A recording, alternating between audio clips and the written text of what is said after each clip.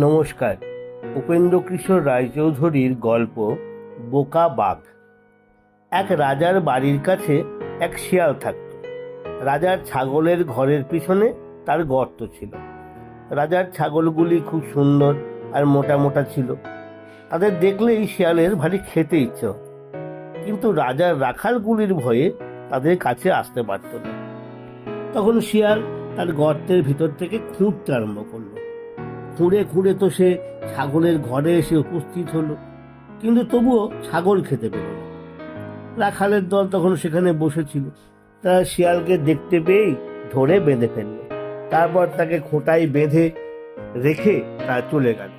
যাবার সময় বলে গেল, কাল এটাকে নিয়ে সকলকে তামাশা দেখাবো, তারপর মারবো। আজ রাত হয়ে গেছে। রাখালরা চলে গেছে, শিয়াল মাথায় হেঁট করে বসে আছে। এমন সময় এক বাঘ সেইখান দিয়ে যাচ্ছে।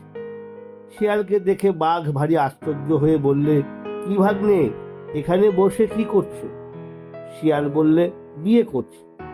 বাঘ বললে, তবে কোণে কোথায়, লোকজন কোথায়? শিয়াল বললে, কোণে তো রাজার মেয়ে, লোকজন তাকে আনতে গেছে। বাঘ বললে, তুমি বাঁধা কেন? শিয়াল বললে, আমি কিনা বিয়ে করতে চাইনি, তাই আমাকে বেঁধে রেখে গেছে, পাছে আমি পালাই। বাঘ বললে, সত্যি নাকি, তুমি বিয়ে করতে চাচ্ছ না? শিয়াল বললে, সত্যি মামা, আমার বিয়ে করতে একটুও ইচ্ছে হচ্ছে না। তা শুনে বাঘ ভারী ব্যস্ত হয়ে বললে, তবে তোমার জায়গায় আমাকে বেঁধে রেখে তুমি চলে যাও না। শিয়াল বলল, এক্ষুনি তুমি আমার বাঁধন খুলে দাও, তারপর আমি তোমাকে বেঁধে রেখে যাচ্ছি। তখন বাঘের আনন্দ দেখে কে, সে অমনি এসে শিয়ালের বাঁধন খুলে দিল।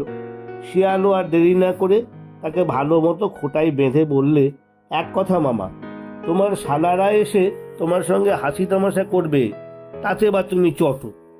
বাঘ বললে, আরে না না, আমি তাদের চটি, আমি বুঝি এতই বোকা? এ কথায় শিয়াল হাসতে হাসতে ঘরে চলে গেল। বাঘ ভাবতে লাগলো কখন কোণে নিয়ে আসবে। সন্ধ্যাবেলায় রাখালের দল এসে উপস্থিত হলো। বাঘ তাদের দেখে ভাবলো, এই আমার শালারা এসেছে, এক্ষুনি হয়তো ঠাট্টা করবে, আর তাহলে আমাকেও খুব হাসতে হবে। রাখালরা এসেছিল শিয়াল মারতে, এসে দেখলে বাঘ বসে আছে। অমনি তো ভারী একটা হইচই পড়ে গেল। কেউ কেউ পালাতে চায়, কেউ কেউ তাদের থামিয়ে বললে, আরে বাঁধা রয়েছে দেখছিস না, ভয় কি, কুড়ুল খন্তা বল্লম নিয়ে আয়। তখন একজন একটা মস্ত ইঁট এনে বাঘের গায়ে ছুঁড়ে মারল। তাতে বাঘ বললে, হি হি হি হি হি হি।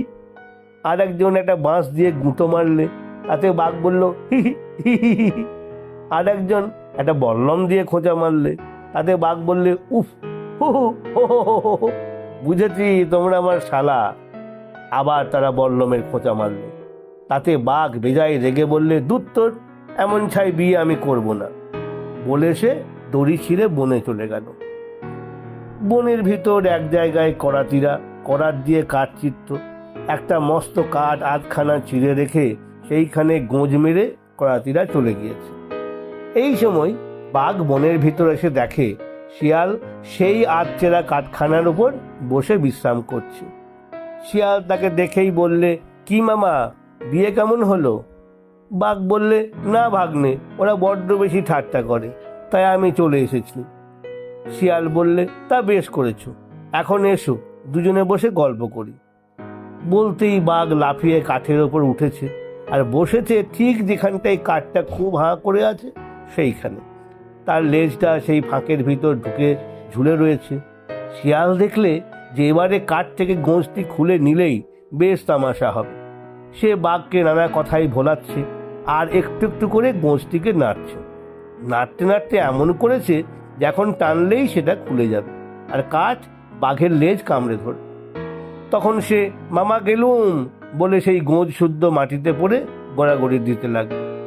আর বাঘের যে কি হলো সে আর বলে কি হবে, কাঠ লেজে কামড়ে ধরতেই তো সে বেজায় চেঁচিয়ে এক লাফ দিল। সেই লাফে ফটাং করে লেজ ছিঁড়ে একেবারে দুখানা। তখন বাঘ ও শিয়ালের সঙ্গে মাটিতে গড়াগড়ি দিতে লাগলো। বাঘ বললে, ভাগ্নে গেলুম, আমার লেজ ছিঁড়ে গিয়েছে। শিয়াল বললে, মামা গেলুম, আমার কোমর ভেঙে গিয়েছে। এমনি করে দুজনে গড়াগড়ি দিয়ে এক কচু বনে ঢুকে শুয়ে রইল। বাঘ আর নড়তে চড়তে পারে না, কিন্তু শিয়াল বেটার কিচ্ছু হয়নি।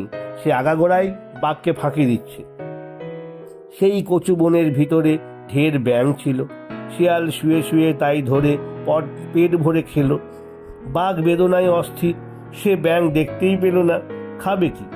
কিন্তু তার এমনি খিদে পেয়েছে যে কিছু না খেলে সে মরেই যাবে। তখন সে শিয়ালকে জিজ্ঞাসা করলে, ভাগ্নে, তুমি কিছু খেয়েছো নাকি? শিয়াল বললে, আর কি খাবো, এই কচুই খেয়েছি, খেয়ে আমার পেট বড্ড ফেঁপেছে। বাঘও আর কি করে, সেই কচুই চিবিয়ে খেতে লাগে। তারপর গলা ফুলে মুখ ফুলে সে যায় আর কি। তা দেখে শিয়াল বললে, কি মামা, কিছু খেলে? বাঘ বলল, খেয়েছি তো ভাগ্নে, কিন্তু গলা চুলকোচ্ছে। তোমার তো পেট ফেঁপেছে, আমার কেন গলা ফুললো? শিয়াল বললে, আমি কিনা শিয়াল আর তুমি কিনা বাঘ, তাই। লেজের ব্যথায় আর গলার ব্যথায় বাঘ 16 দিন উঠতে পারলে না। এই 16 দিন কিছু না খেয়ে সে আধমরা হয়ে গিয়েছে। এমন সময় সে দেখলে শিয়াল গা ঝাড়া দিয়ে উঠে দিব্যি চলে যাচ্ছে। তাতে সে আশ্চর্য হয়ে জিজ্ঞেস করলে, কি ভাগ্নে, তোমার অসুখ কি করে সারলো? শিয়াল বললে, মামা, একটা ভারী চমৎকার ওষুধ পেয়েছি। আমি আমার হাত পা চিবিয়ে খেলুম আর তক্ষুনি আমার অসুখ সেরে গেল। তারপর দেখতে দেখতে নতুন হাত পা হলো। বাঘ বলল, তাই নাকি? তবে আমাকে বলোনি কেন? শিয়াল বললে, তুমি কি করে আর তোমার হাত পা চিবিয়ে খেতে পারবে, তাই বলিনি। এ কথাই বাঘ ভীষণ রেগে গেল। তুই শিয়াল হতে পারলি আর আমি বাঘ হয়ে পারবো না?